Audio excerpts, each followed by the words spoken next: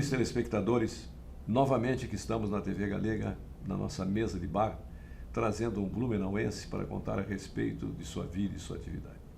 O blumenauense de hoje é de uma parte do Blumenau que se desmembrou há 89 anos passados, mas que fez aqui o seu nome e daqui foi brilhar até mesmo na Suíça. O meu convidado de hoje é João Pedro Correia, mais popular como J. Pedro. Tudo bem, João? Oi, Altair. Boa tarde, boa noite, boa tarde. Um abraço a todos de Blumenau, de Santa Catarina e de todo o Brasil. Prazer grande de estar de volta aqui no Mesa de Bar. Já estive nesse bar aqui, já faz um certo tempo. Mas os cabelos mudaram, né? Os cabelos vão ficando brancos aí por conta das circunstâncias. Isso aí. Mas o espírito continua o mesmo, assim, né? É verdade. Sempre prazer de voltar a Blumenau, de reencontrar os amigos e os amigos dos velhos tempos como você. Você começou rádio em Gaspar, né? Eu comecei em Gaspar. Foi influência do Álvaro, porque o Álvaro já estava aqui, né? O Álvaro já estava, Álvaro Correia, meu irmão, já estava em Blumenau, já tinha vindo era da Correios e Telégrafos, né? Ele era radiotelegrafista, né? E começou já em seguida na Rádio Nereu Ramos, que tinha sido recém-fundada naquela época. Teve uma campanha, fez um trabalho realmente bastante bom. E eu acabei vindo no rastro dele depois também para a Rádio Nereu Ramos e também para tentar a minha carreira de radialista. Você começou como repórter lá em Gaspar? De verdade, eu comecei como operador de som. Que era o início da gurizada, era o técnico começo, de som. Era o começo de tudo.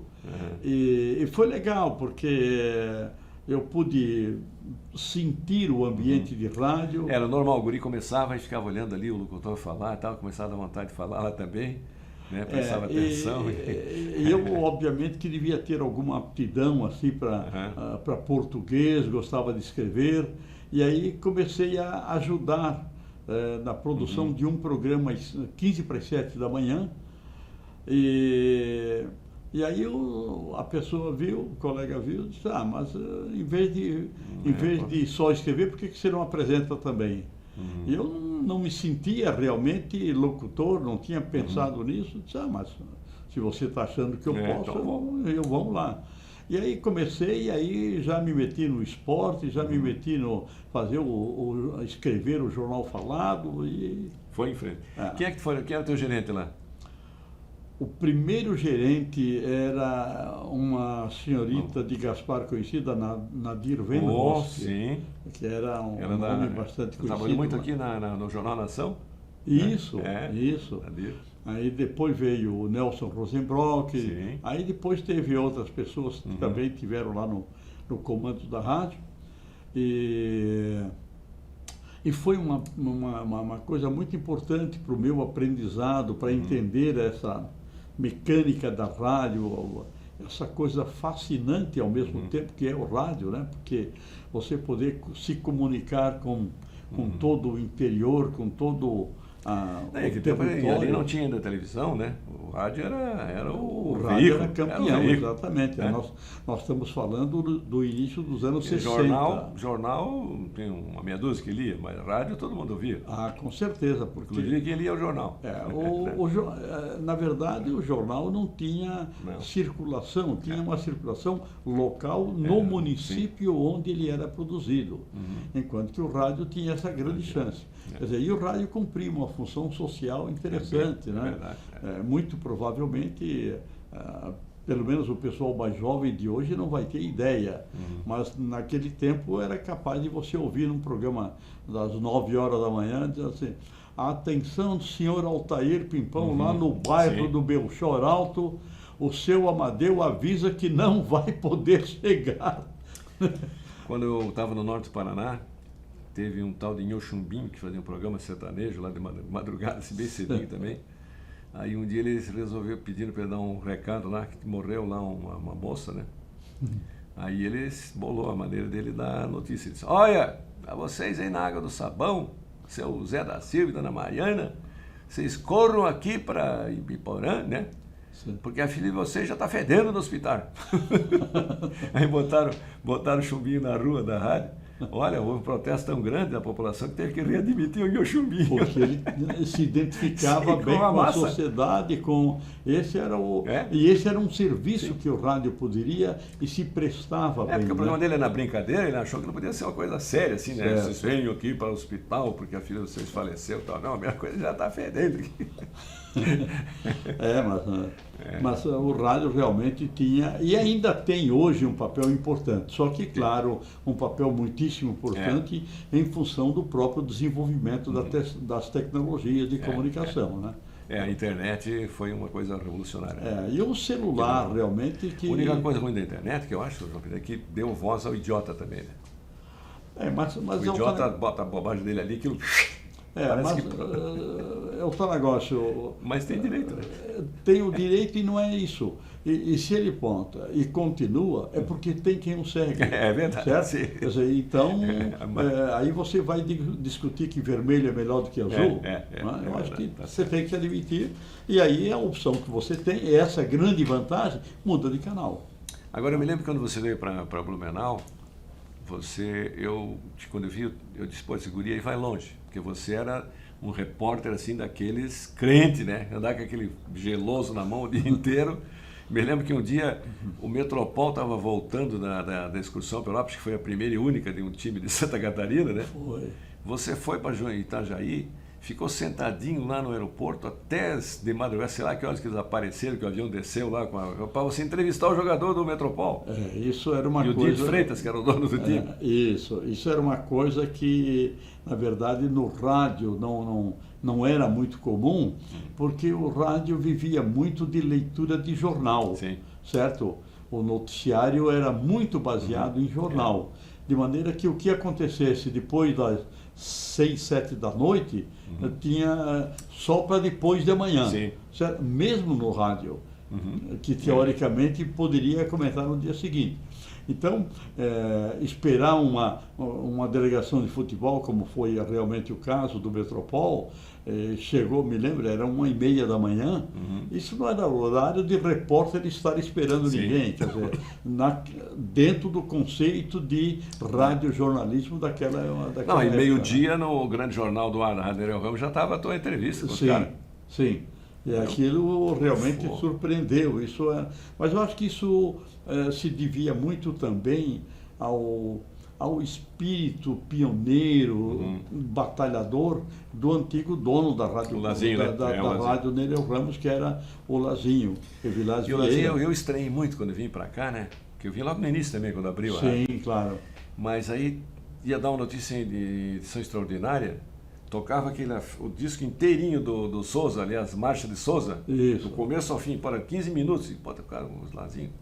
Mas no fundo tinha razão para ele, porque dava tempo da tua mãe escutar, que vai dar uma notícia, telefonava para a irmã já ligava para a filha, a outra corria na casa da vizinha, olha, vai dar uma notícia extraordinária na Rádio Nereu Ramos, porque se só fosse e 10 notícias, perdia a grande parte. Todo mundo ficava sabendo. Mas foi um período... Bom, se o período de Gaspar foi importante para mim no sentido de mostrar o que era o rádio, o período de Blumenau, da Rádio Nereu Ramos, onde obviamente já havia uma competição maior, já havia... Não, e era nós na Nereu contra as outras duas. Sim. Né? Contra as duas, difusora e clube, que era da mesma empresa. Das emissoras. Tanto que mandaram me chamar lá, eu e o Sadi Vupese e o Nelson Toffano, para oferecer o dobro do salário para a gente ir para lá. Para eu e o Sadi fomos e o Nelson Toffano ficou. O velho Bidussi que convenceu o Nelson a ficar. E a gente morava junto, aí nós tanto enchemos o saco do Nelson que o Nelson aí foi morar no hotel.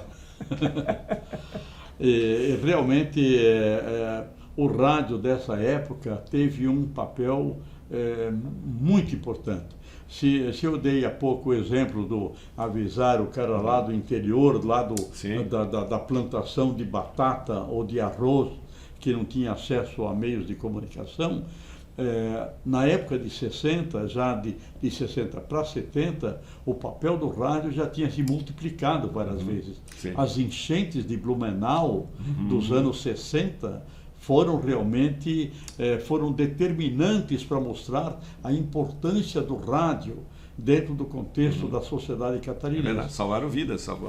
Então, eu lembro que o quanto a gente trabalhou aí com água acima do joelho, levando equipamento de transmissão nas costas, porque não tinha nada, e o telefone nem sempre funcionava. Aliás, a enchente também... Parava, né? Parava tudo. Ali então, na Velha, chovesse meia hora, já não tinha mais telefone. Você precisava de um sistema de comunicação por rádio e tal, para poder se comunicar. Então, e o rádio prestava esse grande trabalho. Realmente foi muito importante. E depois a gente transmitia tudo, né? Casamento, aniversário, inauguração de loja. Tudo aquilo que parecia importante não precisava ser, mas que parecesse ser já bastava para a gente dar. Sei que a Nereu tinha um programa que era para rezar o terço, né? Os sinos anunciam às 20 horas toda noite. Aquilo tinha uma grande audiência, porque a comunidade católica ficava toda em casa rezando o terço junto com o Frei Frenha, os filhos de Maria. Até porque não tinha televisão, certo? Não tinha novela. E o rádio era o meio de ligar a sociedade. Quer dizer, então, uma boa parte da sociedade que era bastante católica já ia para o terço, né? Então, outro dia eu fiz até um mês de bar aqui com o Félix Tais, né? Certo. Porque o Félix Tais era congregado mariano, ele fazia parte. Você não participou daquela que teve uma lá que foi morrer de rir, né? Porque o operador de som queria ir sair para namorar, era sábado, né? Para dar nas meninas lá no footing, né? Certo. E deixou um gurizinho que estava aprendendo. Disse, não, agora eles vêm aqui depois para rezar. Você só bota aqui para tocar aqui, disco aqui, e abre esse microfone aqui. E aí o gurizinho ficou. Aí o Frei Prem chegou com as filhas de Maria, os congregados marianos e tal, tudo lá no estúdio para rezar. O gurizinho botou a música para tocar, abriu o microfone, mas estava muito alto a música. Aí o Frei fez assim para ele. Ele... O gurizinho se ajoelhou e fez o sinal da cruz. Aí o pessoal lá dentro tinha que morrer de rir.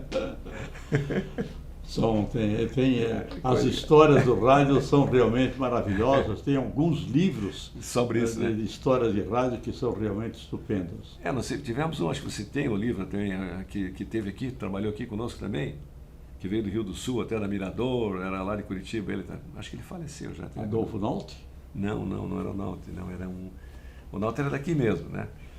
O Naut, uma boa dele que ele mancava, lembra? Isso. Aí um dia ele estava de repórter lá no campo do Palmeiras, e lá vem o Zequinha, mancando mais do que eu, Gésia. Ele próprio gozava dele. Não, era o Donato Ramos. O Donato Ramos. O Donato Ramos que fez um livro sobre... Isso, tem muitas histórias. Muitas histórias. Eu estive com ele em Florianópolis, eu e o Aguinaldo de Souza, que era de Jaraguá e que correu o mundo aí também. E revivi com o Donato uma série de histórias assim maravilhosas. Vamos fazer uma pausa para rodarmos comerciais e para tomarmos um gole. Digamos que para beber ou para conversar, como diz o outro. Esse é um vinho. Saúde. É um vinho que eu pego aí na Quinta Portuguesa, vinho de Portugal, da Rede, que é uma vinícola, João Pedro, mais antiga do que o Brasil. Conheço. 1494. Isso. Tem 16 anos mais que o Brasil. Não, ótimo vinho, sem dúvida, eu conheço também. Muito obrigado. Saúde. Saúde. Aos nossos comerciais.